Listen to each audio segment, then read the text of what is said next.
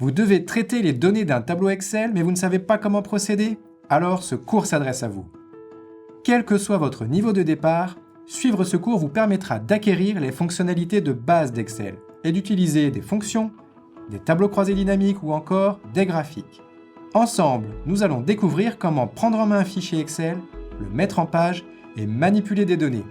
Alors n'attendez plus, rejoignez-moi dans ce cours. Si vous voulez utiliser Excel, vous devez d'abord l'ouvrir. Pour ouvrir Excel, cliquez sur le raccourci que vous avez sur le bureau de Windows, ou si vous ne l'avez pas, cliquez simplement sur le bouton Démarrer en bas à gauche et cherchez Excel dans la liste des programmes. Ou si vous avez un raccourci comme ici, cliquez sur le bouton. Excel s'ouvre et vous arrivez sur la page d'accueil d'Excel. Ici, vous n'avez pas encore créé votre premier classeur, vous êtes simplement sur la page d'accueil d'Excel. Pour créer votre premier classeur, cliquez sur le bouton Nouveau classeur. Et voilà, vous venez de créer votre premier classeur Excel. On peut d'ailleurs voir son nom en haut ici, classeur 1. C'est le nom par défaut donné par Excel. Vous pouvez commencer à travailler sur votre fichier et quand vous avez terminé, vous pouvez enregistrer votre travail à l'aide du bouton en haut à gauche Enregistrer. Quand vous cliquez dessus, Excel vous propose de donner un nom à votre fichier. Donc vous pouvez l'appeler Mon fichier par exemple. Vous pouvez choisir un emplacement. Par défaut, c'est le dossier Document. Donc je vais le laisser par défaut. Je vais cliquer sur Enregistrer. Et voilà, mon document est maintenant enregistré. On peut voir que le nom en haut a changé. C'est maintenant mon fichier.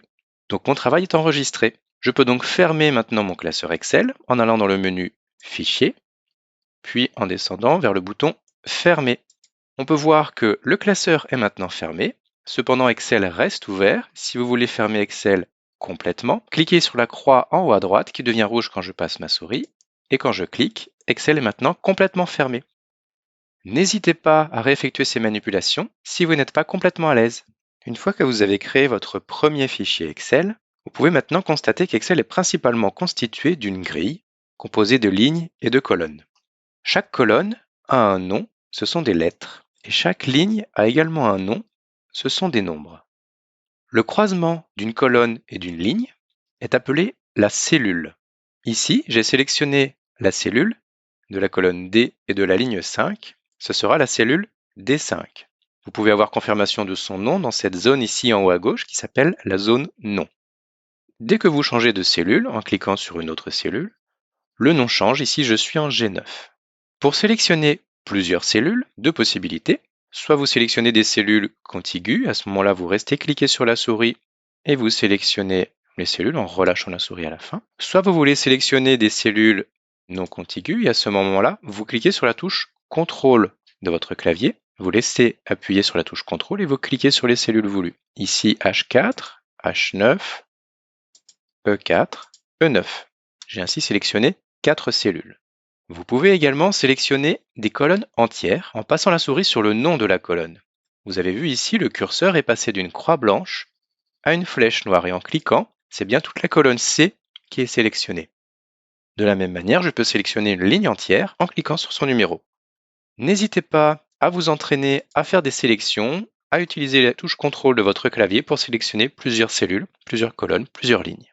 Dans cette vidéo, vous allez apprendre à saisir et corriger des données. Pour saisir une donnée, sélectionnez la cellule que vous voulez remplir. La cellule sur laquelle je viens de cliquer s'appelle la cellule active. C'est elle qui est entourée ici en gras. Dans cette cellule, je peux écrire un texte. Quand je saisis ce texte, vous pouvez constater que non seulement la cellule se remplit, mais également une barre en haut qui s'appelle ici la barre de formule. Vous allez voir son importance juste après. Une fois que j'ai fini de saisir mon texte, je dois valider ce texte par la touche Entrée de mon clavier. Donc j'appuie sur la touche Entrée et vous pouvez voir que la cellule active devient la cellule juste en dessous. Ici la cellule E5. Vous pouvez saisir dans Excel tout type de données. Ici j'ai saisi un texte. Je peux saisir également un chiffre, une date. Le séparateur entre les jours, les mois et l'année, c'est la barre oblique. Vous pouvez également saisir des heures. Donc pour le séparateur des heures, des minutes et des secondes, c'est les deux points. Donc là 10h34. Et vous pouvez mélanger, si vous voulez, des chiffres par exemple, et des lettres, sans aucun problème. Vous pouvez constater que Excel aligne soit à gauche, soit à droite les données selon le contenu des cellules. Par exemple, tout ce qui contient du texte est aligné à gauche, tandis que les nombres et les dates et les heures sont alignés à droite. Si vous voulez modifier un texte, une saisie, cliquez simplement sur la cellule que vous voulez modifier et cliquez maintenant dans la barre de formule à l'endroit où vous voulez modifier le texte. Si c'est au milieu du texte, cliquez au milieu. Si c'est avant ou après, faites-le. Ici, je modifie avant le texte et je valide par entrée. Si vous voulez supprimer une saisie, sélectionnez votre cellule et cliquez simplement sur la touche Supr de votre clavier et le texte disparaît. N'hésitez pas à vous entraîner à saisir tout type de données afin de voir comment Excel réagit. Dans cette vidéo, vous allez apprendre à recopier des données. Vous allez voir qu'Excel facilite grandement la recopie des données car c'est quelque chose de très utilisé. Ici, j'ai préparé un tableau que nous allons remplir ensemble. Dans le premier exemple, nous allons recopier du texte simple. Donc j'écris un texte. Pour recopier cette donnée, je vais utiliser ce qu'on appelle la poignée de recopie. Sur la cellule active ici, c'est le petit carré en bas à droite. Vous voyez mon curseur, il passe d'une croix blanche à une croix noire plus petite. Quand je clique dessus et que je reste cliqué en étirant vers le bas, vous allez voir que le texte va automatiquement se recopier. Pratique. De la même manière, si je tape un nombre, je vais encore une fois sélectionner cette cellule et cliquer sur la poignée de recopie et tirer vers le bas. La valeur est également recopiée. En revanche, si je tape un nombre et que j'utilise la même méthode en appuyant sur la touche CTRL de mon clavier, je clique sur la poignée de recopie, vous allez voir maintenant il y a un petit plus à côté de la croix noire, ce qui va faire que la recopie va être incrémentée. Incrémentée, ça veut dire qu'on ajoute 1 sur chaque ligne. De la même manière, je peux également incrémenter mes données en tapant uniquement deux valeurs, par exemple 12 et 13. Je peux sélectionner ces deux cellules et utiliser à nouveau la poignée de recopie en étirant vers le bas sans utiliser la touche CTRL, uniquement la poignée de recopie. Et on voit que les valeurs sont incrémentées également de 1 sur chaque ligne. Si on va un petit peu plus loin, on peut en déduire que si on tape deux valeurs complètement différentes, donc 5 et 10, Excel va comprendre que l'incrémentation ne va pas être de 1 mais de 5, et quand je vais étirer avec la poignée de recopie, Excel ajoute 5 sur chacune des lignes. De la même manière, Excel comprend quand il y a une date dans une cellule. Ici, j'ai saisi 1er janvier 2020. Quand je vais utiliser la poignée de recopie, Excel va automatiquement ajouter un jour sur chacune des lignes sur lesquelles je vais étirer la formule. N'hésitez pas à vous entraîner à recopier des données avec la poignée de recopie. C'est très utile au quotidien. Dans cette vidéo, vous allez apprendre à manipuler les lignes et les colonnes. Tout d'abord, nous allons insérer une colonne.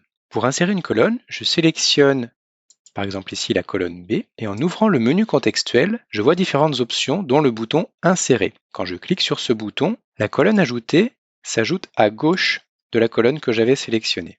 Une autre possibilité d'Excel est de masquer les colonnes. Par exemple ici, je vais sélectionner 3 colonnes, et toujours en ouvrant le menu contextuel, j'ai le bouton Masquer. Quand je clique dessus, mes colonnes disparaissent. En fait, elles ne disparaissent pas réellement, c'est-à-dire qu'elles sont toujours présentes. On voit ici que les intitulés de colonnes passent de la colonne D à la colonne H. Donc elles sont bien là, mais elles sont simplement masquées. Les données sont toujours présentes. Si je veux à nouveau les voir apparaître, je sélectionne les colonnes D et H, donc qui entourent mes colonnes masquées. J'ouvre le menu contextuel et je clique sur Afficher. Et mes données réapparaissent. Ceci est très utile lorsqu'on a des tableaux qui sont très grands et que je veux simplement masquer quelques colonnes qui sont moins pertinentes à ce moment-là. Je peux donc les masquer. Une autre possibilité est d'élargir ou de rétrécir la largeur des colonnes. Vous pouvez voir ici, la colonne type de produit est plus large que les autres. Si vous passez votre curseur entre la colonne E et la colonne F, vous pouvez voir que le curseur change. Il passe d'une flèche à cette double flèche. Quand je clique dessus, je peux réduire ou agrandir la largeur de colonne. Quand je relâche la souris, la colonne a sa nouvelle largeur. Si je veux qu'Excel calcule de lui-même la largeur automatique idéale pour la colonne, je repasse ma souris entre la colonne E et la colonne F et je double-clique. Une dernière possibilité est de grouper les colonnes. Encore une fois, je sélectionne 3 colonnes ici, qui sont toutes liées au produit, et je vais cliquer sur Données, puis dans la partie Plan, je clique sur le bouton Grouper. Qu'est-ce que cela produit? Cela ajoute une ligne au-dessus des en-têtes de colonne avec un petit bouton moins. Quand je clique sur ce bouton moins, on peut voir que les 3 colonnes disparaissent, un peu comme si je les avais masquées, sauf que le petit bouton moins s'est transformé en bouton plus et je peux simplement recliquer dessus pour les voir apparaître à nouveau. Le fait de grouper les colonnes permet de très rapidement les masquer et les démasquer. Ça peut être utile si vous avez encore une fois de grands tableaux avec beaucoup de colonnes. Enfin, si je veux enlever cette option de grouper les colonnes, de la même manière, dans le menu Données, dans le groupe Plan, j'ai le bouton Dissocier. Et ainsi, les colonnes ne sont plus groupées. Encore une fois, entraînez-vous à manipuler les lignes et les colonnes, c'est très pratique au quotidien. Dans cette vidéo, vous allez apprendre à manipuler les onglets. Qu'est-ce qu'un onglet? Depuis le début de cette formation, vous avez travaillé dans la même grille avec les lignes et les colonnes. Cette grille est appelée un onglet ou une feuille. On peut voir son nom en bas ici, feuille 1. Par défaut, quand on ouvre un nouveau classeur dans Excel, on a un ou plusieurs onglets. Ça dépend de la version d'Excel. Si vous voulez créer un nouvel onglet, vous cliquez sur le plus. Automatiquement, Excel ajoute une nouvelle feuille. Le nom est mis automatiquement et cette feuille s'insère à droite de l'onglet sur lequel vous étiez. Pour naviguer entre les différents onglets, cliquez simplement sur le nom et vous changez simplement de feuille. Pour supprimer un onglet, vous ouvrez le menu contextuel en cliquant sur le nom de l'onglet. Dans ce menu contextuel, vous avez le bouton ici supprimer. Attention, quand vous cliquez sur le bouton supprimer, cela supprime définitivement l'onglet. Ce serait impossible de le retrouver par la suite. Vous cliquez sur supprimer et l'onglet est supprimé. Dans ce menu contextuel, vous allez voir beaucoup d'options pratiques. Typiquement, renommer un onglet peut être très utile quand vous en avez plusieurs, de savoir ce qu'il y a à l'intérieur. Par exemple, si dans cet onglet j'ai un tableau, je vais mettre tableau 1 par exemple, pour ensuite avoir tableau 2, tableau 3. Donc c'est important de renommer les onglets, c'est pratique ensuite de s'y retrouver. Toujours dans ce menu contextuel, on peut voir qu'on peut masquer l'onglet, c'est-à-dire que si je clique ici, tout comme les colonnes ou les lignes, l'onglet disparaît, mais il n'est pas supprimé, il est simplement masqué. Si je veux le retrouver, je clique droit encore une fois sur un onglet et j'ai un bouton afficher qui apparaît. Et quand je clique sur afficher, j'ai bien mon onglet tableau 1 qui est dans la liste. Je clique sur OK et mon tableau 1 réapparaît. Donc c'est simplement masquer ou démasquer. Je retourne dans le menu contextuel. Je peux également appliquer une couleur à cet onglet. Je ne connais pas votre couleur favorite. Moi j'aime bien le rouge. On va mettre l'onglet en rouge. Ça permet, sur un fichier qui contient beaucoup d'onglets, de mettre en valeur les onglets les plus importants. On peut également déplacer les onglets. Si par exemple, mon onglet feuille 1, je veux le déplacer après tableau 1, je peux simplement cliquer sur son nom, rester cliqué, et on peut voir que l'icône de mon curseur change. Et je déplace simplement ma souris vers la droite, et je relâche, l'onglet est déplacé. Je peux également dupliquer un onglet. Par exemple, je me mets sur tableau 1, j'ouvre le menu contextuel, et je fais déplacer ou copier. Et ici, je peux déplacer en dernier le tableau 1 en créant une copie. Le fait de créer une copie va dupliquer tableau 1. Je clique sur OK. Et là, Excel a simplement renommé ce nouvel onglet, car il ne peut pas y avoir deux onglets qui ont le même nom. Par défaut, il rajoute un petit 2 à la fin. Donc là, je peux simplement ouvrir le menu contextuel et renommer en mettant simplement tableau 2 et choisir une nouvelle couleur si vous voulez. N'hésitez pas à manipuler les onglets au quotidien, c'est effectivement très pratique, vous allez beaucoup l'utiliser. Dans cette vidéo, vous allez découvrir comment mettre en page votre fichier. Lorsque vous ouvrez un nouveau classeur, vous constatez qu'il y a cette grille qui encadre les cellules. Cette grille est appelée le quadrillage. Si vous voulez la faire disparaître, vous cliquez sur l'onglet Affichage et vous décochez la case Quadrillage. On peut voir qu'ici, tout est blanc autour du tableau. Parfois, c'est un peu difficile de s'y retrouver dans les cellules, donc on peut le recocher pour le faire réapparaître. Vous avez constaté que quand je décochais le quadrillage, on pouvait voir que le tableau est toujours encadré avec du noir. En fait, ce sont des bordures. Il faut savoir que les bordures, quand on imprime le document, elles sortent bien à l'impression, alors que le quadrillage est invisible à l'impression. Pour modifier la bordure de ce tableau, dans l'onglet Accueil, j'ai un menu spécifique ici qui contient tous les types de bordures. Par défaut, j'avais mis toutes les bordures. Si je veux les supprimer, je clique sur Aucune bordure. On peut voir qu'ici, c'est un peu plus compliqué de lire le tableau. Une autre spécificité de la mise en page sur Excel est de figer les volets. Figer les volets consiste à bloquer, verrouiller la ligne 1 afin de faire défiler mon tableau en gardant cette ligne 1 visible. Pour ce faire, je vais cliquer sur Affichage, figer les volets et figer la ligne supérieure. Ici, on peut voir que la ligne 1, il y a une petite raie noire juste en dessous, ce qui fait que quand je vais descendre dans mon tableau, la ligne 1 reste visible et je peux défiler dans mon tableau. Très utile quand on a un tableau très grand. Enfin, dernière option de la mise en page qui est très utile, c'est de mettre à la ligne. Typiquement ici, vous voyez une cellule qui est trop petite pour l'intituler type de produit. Dans ce cas, je peux soit élargir la colonne, soit je laisse la largeur de colonne telle qu'elle et je mets à la ligne le contenu de la cellule. Je vais dans l'onglet Accueil et je clique sur ce bouton ici, Renvoyer à la ligne. Automatiquement, Excel met à la ligne sur suffisamment de hauteur pour que le contenu rentre bien dans la cellule. On peut voir que tout de suite, c'est beaucoup plus lisible au niveau de la ligne du titre. N'hésitez pas à modifier la mise en page et les bordures afin de vous familiariser avec les spécificités d'Excel. Dans cette vidéo, vous allez apprendre à utiliser la mise en forme conditionnelle. La mise en forme conditionnelle, qu'est-ce que c'est? C'est mettre en valeur certaines cellules en fonction de leur valeur. Par exemple, ici, nous avons des vendeurs avec des ventes. L'idée va être, par exemple, de mettre en valeur toutes les ventes supérieures à 20. Ici, dans l'onglet Accueil, j'ai un bouton Mise en forme conditionnelle.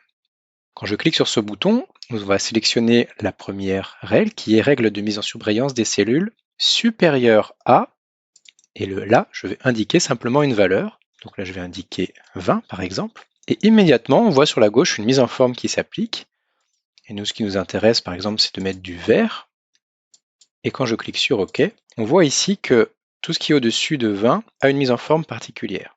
L'avantage de la mise en forme conditionnelle est qu'elle est dynamique. C'est-à-dire que si la valeur change, par exemple, Sandrine n'a pas 20 mais 21, quand je change la valeur, automatiquement, la mise en forme s'applique.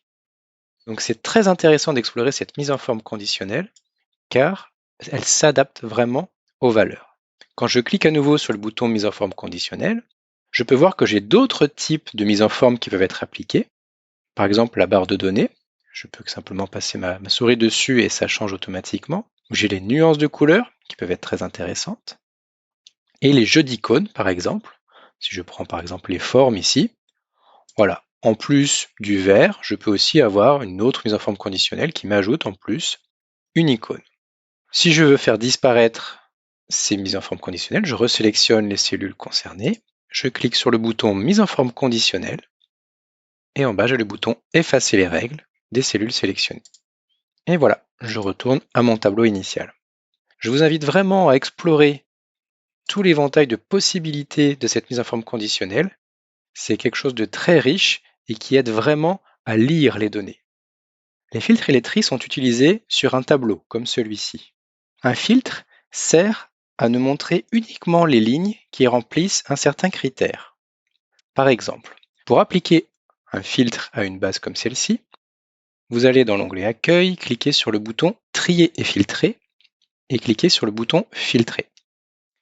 Cela ajoute à la ligne du titre une petite flèche en bas à droite qui fait que quand vous cliquez dessus, vous allez avoir la liste des valeurs contenues dans cette colonne avec une ligne par valeur. Vous pouvez ainsi sélectionner une seule valeur ou plusieurs valeurs. Par exemple, ici, je sélectionne blanc. Et quand je clique sur OK, uniquement les lignes contenant la valeur blanc apparaissent. On peut voir sur la gauche qu'il y a des lignes qui sont maintenant en bleu. Cela veut dire qu'un filtre est appliqué sur ce tableau. Toutes les autres lignes sont masquées. Pour enlever ce filtre, je reclique à nouveau sur la petite flèche vers le bas et je clique sur Effacer le filtre. Et à nouveau, toutes mes colonnes apparaissent. Donc je peux sélectionner, par exemple sur cette colonne produit, un des produits. Je peux sélectionner plusieurs produits. Donc si je désélectionne tout, je peux sélectionner ensuite pantalon, robe, ce que je veux. Mais je peux aussi sélectionner des couleurs. C'est-à-dire que là, j'ai des lignes qui sont en bleu, la ligne 4 et la ligne 10. Je peux maintenant filtrer uniquement, par exemple, les lignes bleues. Et donc du coup, ça me permet de voir toutes les lignes qui ont une certaine couleur ou un certain critère. À nouveau, je peux effacer le filtre. Et vous pouvez cumuler les filtres. Par exemple, si je prends la région Est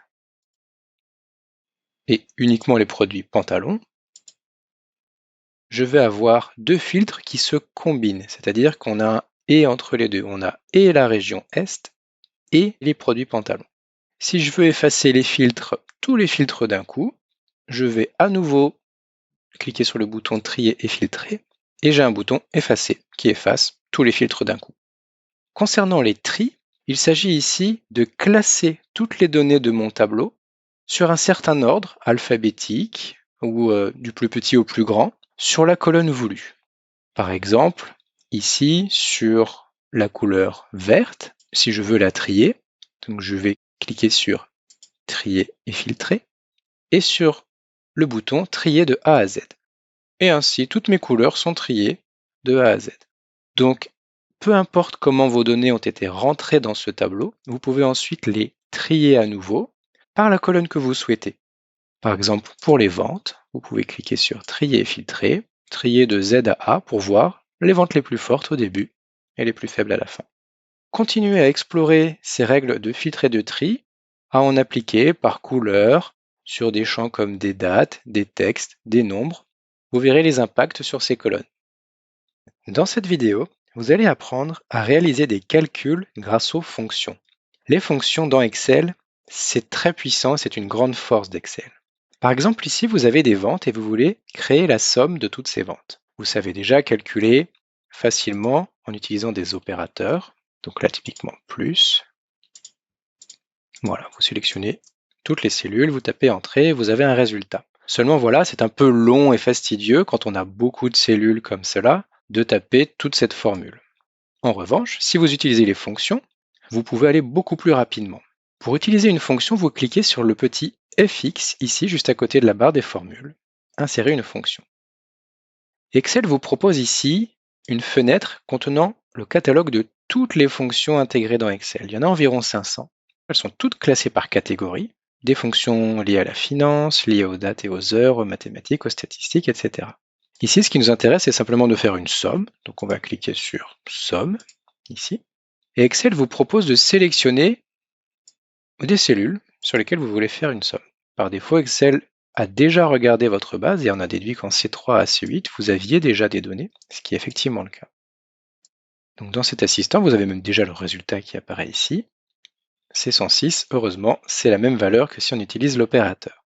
Donc je vous invite vraiment à explorer ce catalogue de fonctions. Donc vous cliquez vraiment sur ce bouton Fonctions. Il y a plein de formules très utiles selon l'univers dans lequel vous travaillez. N'hésitez pas à rechercher. Et si vous avez besoin d'aide, vous avez le petit bouton en bas ici à gauche, Aide sur cette fonction. Très utile.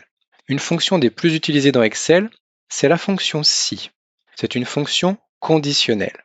Qu'est-ce que ça veut dire? Ça veut dire qu'en fonction d'une valeur, je vais afficher quelque chose et si cette condition n'est pas remplie, je vais afficher autre chose. Donc, on va l'utiliser ici. Donc, je vais sélectionner la fonction si. L'assistant s'ouvre. Ma condition, ça va être quoi? Par exemple, par rapport à ces ventes ici, je vais dire si les ventes sont supérieures à 20, je vais afficher un message, bravo. Et si les ventes sont inférieures à 20, je vais simplement dire normal. Donc, ma condition, c'est le test logique. Donc, il faut que les ventes ici juste à côté, si elles sont supérieures à 20, alors j'affiche bravo. Pour afficher un texte, je dois le mettre entre guillemets. Donc ici, je le mets entre guillemets bravo. Si la condition n'est pas remplie, donc si les ventes sont inférieures à 20, alors j'affiche simplement normal. Je clique sur OK. Pour une vente à 5, c'est bien normal. Et quand j'étire la formule, je vois bien que j'ai bravo sur toutes les ventes supérieures à 20. Donc, beaucoup d'entraînement pour utiliser ces fonctions, c'est vraiment nécessaire, mais c'est crucial pour la suite étant donné que Excel est très puissant grâce à ces fonctions. Dans cette vidéo, vous allez comprendre comment autoriser ou interdire la saisie de certaines données. Alors pourquoi autoriser ou interdire certaines données? Un exemple ici, avec ce tableau, on peut voir que quand je remplis mon tableau, je peux écrire de différentes façons certains textes, typiquement ici haut et bas, qui est un type de produit. Je peux l'écrire avec les lettres, avec un symbole, avec une barre oblique, avec un tiret. Bref, je peux avoir plusieurs façons de l'écrire. Le problème, c'est que par la suite, quand je vais vouloir exploiter ces données, ça va être compliqué d'utiliser des données qui vont apparaître toutes différentes. Comme vous pouvez le voir ici avec mon filtre, j'ai plusieurs hauts et bas, ce qui est compliqué à utiliser. Donc, le fait de forcer l'écriture haut et bas d'une certaine manière va beaucoup nous aider ici. Pour ce faire, je vais dans l'onglet Données, puis le bouton Validation des données. Cette fenêtre va nous permettre d'obliger la personne qui va renseigner cette colonne à écrire d'une certaine manière. Par exemple, ici, dans le premier onglet Options, je vais avoir des critères pour autoriser une liste. Ça va être une liste de textes que je vais saisir ici. Donc, dans cette colonne, je veux voir simplement le mot haut et bas écrit comme ça, ou bas, que je sépare avec un point virgule. Et je clique sur OK.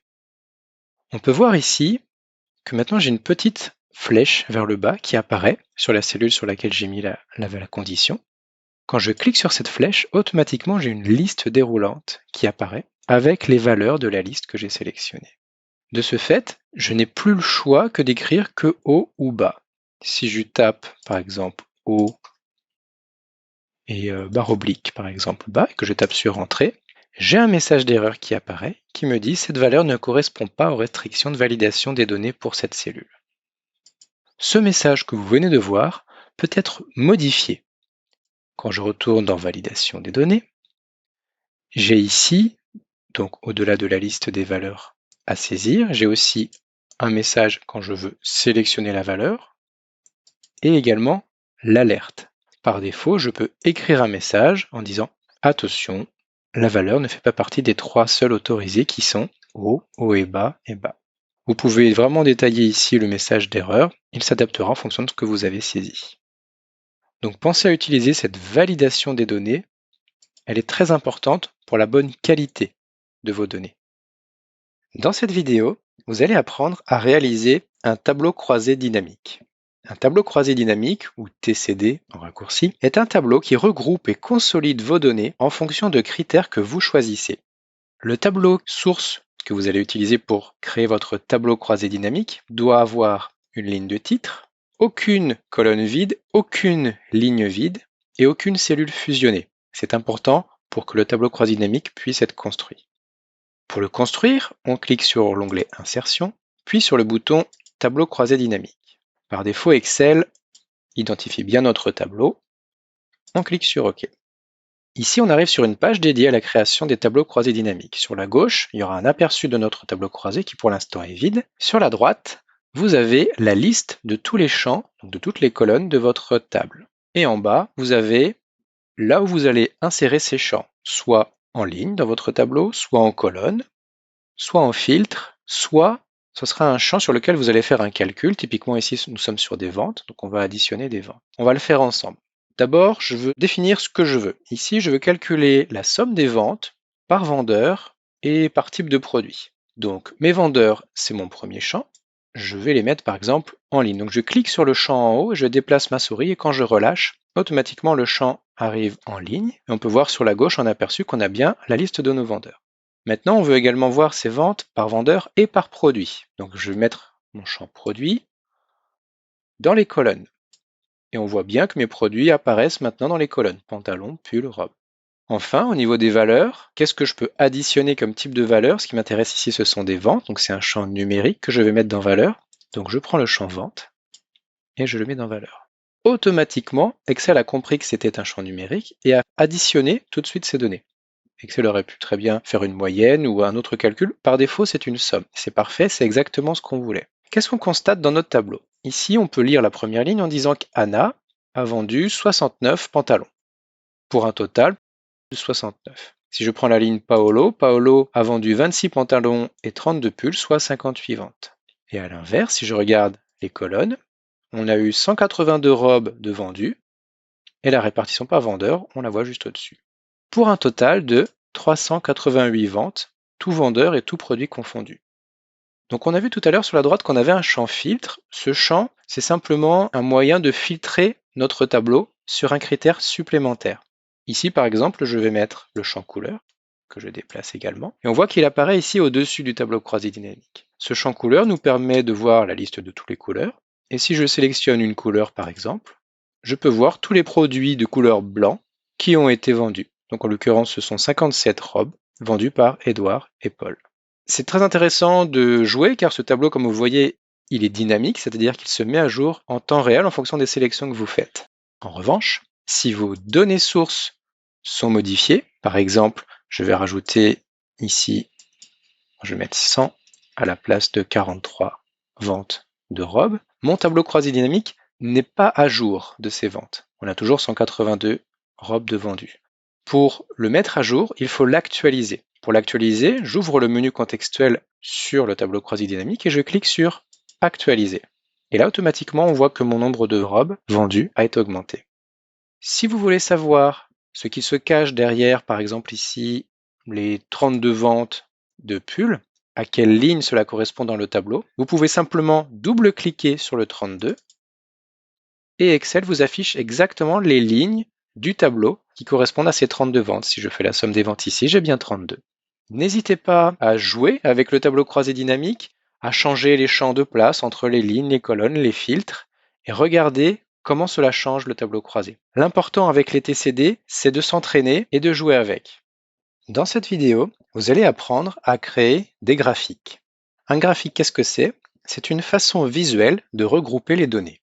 Un graphique a des sources de données. Les sources de données d'un graphique ne sont pas un grand tableau, c'est déjà un regroupement de données sous forme de tableau. Exemple ici, j'ai regroupé les ventes de nos différents vendeurs par mois et ça va être ça la source de mon graphique.